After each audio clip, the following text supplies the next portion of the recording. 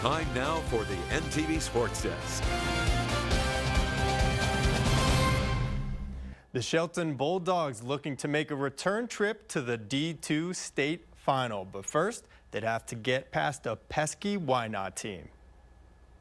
The Bulldogs were hoping to start fast and rely on their press for easy buckets, but the Blue Devils jump out early as Amber Lawson with the offensive rebound and the putback. Bulldogs trailing 5-0 until they swing it around and make the extra pass to Maite Meza, who buries the three ball and gets things going. It's now 8-3 when the ball is tipped, and check out Drew Niemock with the runner to cut the lead in half. Later on, off the miss, it's the Bulldogs out in transition as McKenna Willis up ahead to Niemock, who finds Aaliyah Gomez for the easy two. But the Blue Devils came to play, and they are crashing the boards. This ball finds Allison Weisler, who banks it in. To the second half, we go. Shelton down by as many as 15, but fighting back as Aaron Gegg with the steal and lays it in for two. But Shelton could not cut the deficit down enough. They come close as they fall to Wynot by a final score of 43-36. As for the rest of today's big games, NTV Sports Director Darren Winberg has the highlights from Lincoln.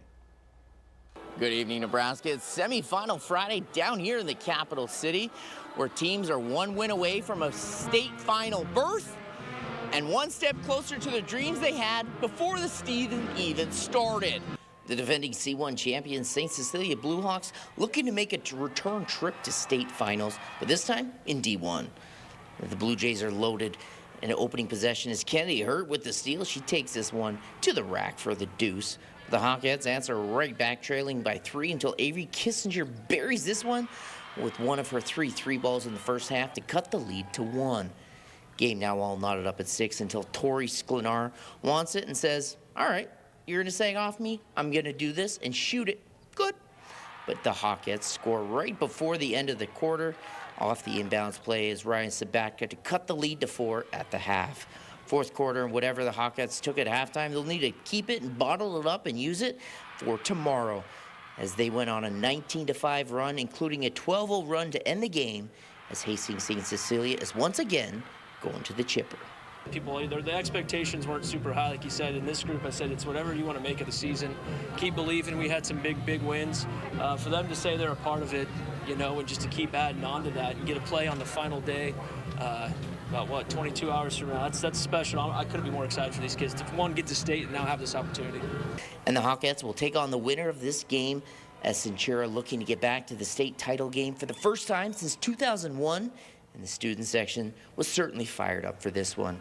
And the senior Taya Christensen says, I wasn't even born the last time we went to state, but I'm going as a senior, as she makes the BEA beautiful no-look pass to Sydney Davis for 2. But the junior Kyra Woodson stops, pops, swish, as the Centurions jump out to an 11-3 lead.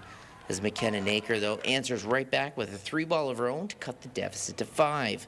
Same score until Woodson says, let's run it back, as she drives, dishes to, yup, you guessed it, Davis, as the Centurions led by 1. Just under 3 to play in the first half. Christensen from deep, but they trailed heading into the half by 7. Second half now things changed as Davis had herself a game, getting the hoop in the arm as she finishes with a game-high 25 points as the Centurions are headed to state. Community in the student section has been phenomenal. When I first came to Centura's student section was maybe a smidge questionable, but they're doing a phenomenal job. I don't think there's a better student section in all of D1. There's definitely not a better fan base in all of D1. We fill the bleachers all the way up. You know, there's overrun to the side and behind the hoop, and obviously there's a bunch of white in the bleachers over there. And over to PBA for the most entertaining game of the day. C1 Adams Central going up against undefeated Bridgeport. Second half, the Bulldogs down by 1, looking for another. But Rachel Gooden says not going to happen as she gets the block. Suing possession, though, Ruthie Loomis-Girdle, the University of Colorado commit, gets the hoop in the arm to give the Bulldogs the 1-point lead. But the Patriots answer right back as Lindsay Lancaster lays it in for 2.